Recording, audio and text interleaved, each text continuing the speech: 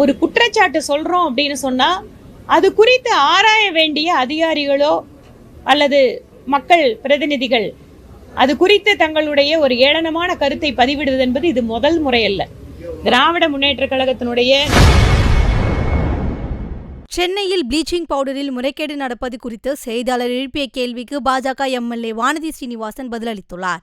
Bleaching powder சரியான தரத்துல தான் இருக்கா, இல்ல வெறுமனே வெள்ளை கலர்ல ஏதோ ஒரு பவுடர் கொண்டு வந்து தூவிட்டு போறாங்களா அப்படிங்கிறத அந்த மக்கள் ஈஸியா கண்டுபிடிக்க முடியும். ஏன்னா அதனோட ஸ்மெல்லோ இல்லை அது பயன்படுத்தக்கூடிய விதத்தை வச்சு. ஆனால் இது தொடர்பாக புகார் தெரிவிக்கின்ற நபர்களிடம் பொறுப்பான மக்கள் பிரதிநிதிகள் எப்படி நடந்து கொள்கிறார்கள் அப்படிங்கிறது ரொம்ப முக்கியம்.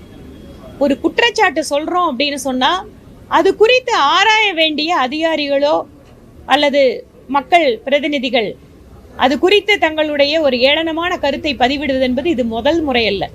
திராவிட முன்னேற்ற கழகத்தினுடைய நிறைய மக்கள் பிரதிநிதிகளை பார்த்தீங்கன்னா அமைச்சர்கள் முதல் கொண்டு ஓட்டு போட்ட மக்களை அவங்க எப்பவுமே நடத்துற விதம் ஒரு கேவலமான விதத்துல தான் நடத்துவாங்க. அதனால ப்ளீச்சிங் பவுடர் விஷயத்துல உடனடியாக அரசு அதற்கு தகுந்த விளக்கம் அளிக்கும் என நான் எதிர்பார்க்கிறேன். செய்திகளை உள்ளது உள்ளபடி தெரிந்து கொள்ள ரெஃப்ளெக்ட் நியூஸை சப்ஸ்கிரைப் பண்ணுங்க.